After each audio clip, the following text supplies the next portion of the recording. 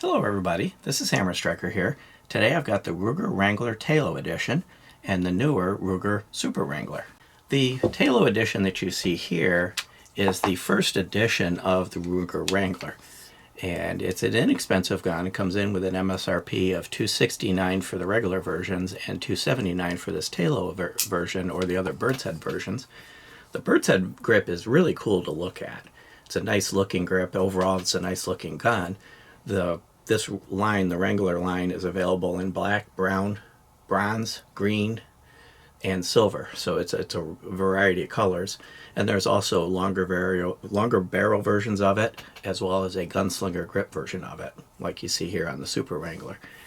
One thing we did kind of find with the Birdshead grip, it really looks nice. Nice wood grip and the overall feel of it. But it's a little harder to hold on to and to shoot well. So if you're looking for a shooter, you might want to go with the slinger grip. That's going to be a better grip for a shooter. And if you're looking for a looker, this TALO or Birdshead in general is really a nice, cool looking gun. The Super Wrangler currently is not available in the Birdshead, just the gunslinger. This gun holds 6 rounds of 22 LR. It has a black ramp sight that is actually part of the gun and a gutter rear. The sights on this are near impossible to see. With everything being black, the sight, the gun, everything, it's kind of hard to see the sights. Shooting it, however, is actually quite nice if you ignore being able to sight it. It's a single action only, and I am going to hold the hammer because this is a 22 and I don't want to damage it. But the trigger, when you put it in single action, you have to cock the hammer. There is no double action mode. It's real short. It was that short. So that's all it took to release the hammer. Real short, real light, real crisp. Overall, it's a great trigger. Both of these guns have the transfer bar that you see here. So when the trigger is pulled or the hammer is back, that bar comes up enough to allow the hammer to hit the firing pin. So it's this bar right here, and there's the firing pin. As I'm going to hold the hammer and I'm going to pull the trigger. Oops, I screwed up there. As I if I have the trigger pulled, as the hammer comes down, you see the transfer bar is up against the firing pin. So the hammer can hit the firing pin and would fire. But if I let go of the trigger, you see that transfer bar disappears slowly. That protects from the drop. So if you drop this and the hammer is down, which it normally would be because there is no cocked and locked position on this, it would not fire. It can't reach the firing pin. So even if you dropped it on the hammer spur, there's a gap enough that it just can't get there, and the blocker will prevent the hammer from moving forward. By the way, if you like our videos, please give us a like. It helps make sure that YouTube actually shows our videos to people. If I move over to the Super Wrangler, there's a couple differences. One, it has the gunslinger grip, but that of course is available on the regular Wrangler as well. It has a longer barrel. That's available on the regular Wrangler. But other than some color variations, at the moment, the Super Wrangler comes as you see it. So it comes in black, silver, and bronze with the gunslinger grip. There's only 3 variants of it. And the MSRP is $329. So it's not significantly more expensive than the regular Wrangler. But it has a feature that kind of justifies that. This extra cylinder. It holds 6 as well in both cylinders. The cylinder that's currently in it is 22 WMR. The one that's in my hand is 22 LR.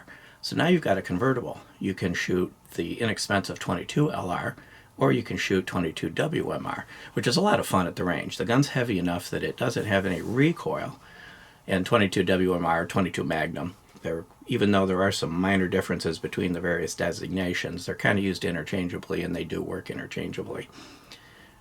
You get a bit of a muzzle blast, but the gun's heavy enough there's no recoil. So overall, it's a very fun round to shoot, but it's a more expensive round to shoot. So sometimes you kind of want to back the price off and go with 22 LR.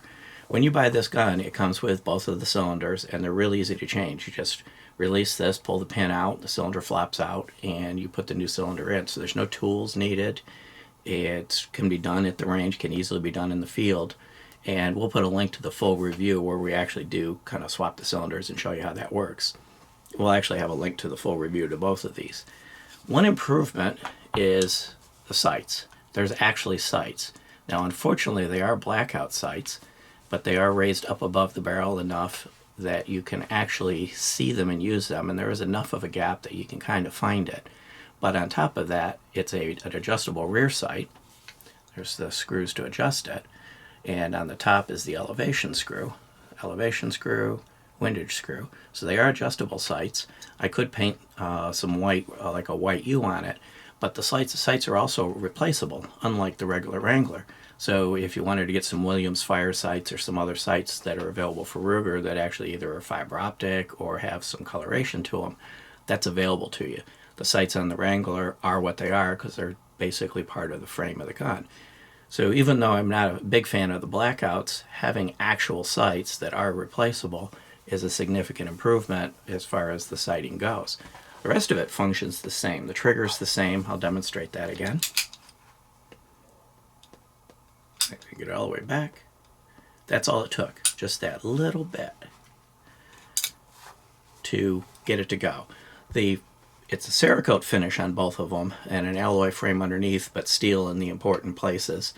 And this one you'll see, if I get the two next to each other, the top strap in other areas are significantly more robust, and that's to handle the increased pressure of the .22 Magnum. So this is a bit of a heavier gun.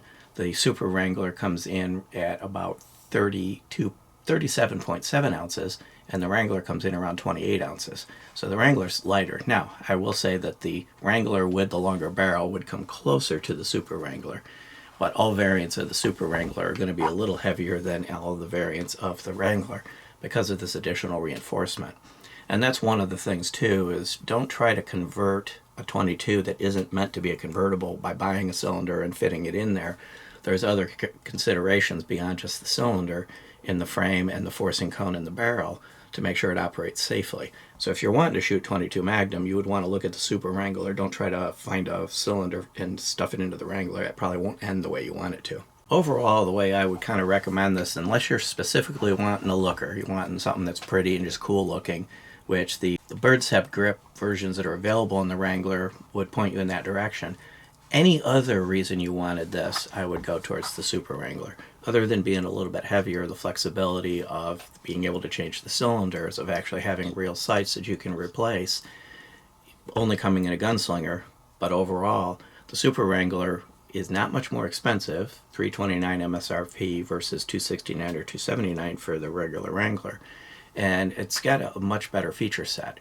It's easier to shoot well and more flexible.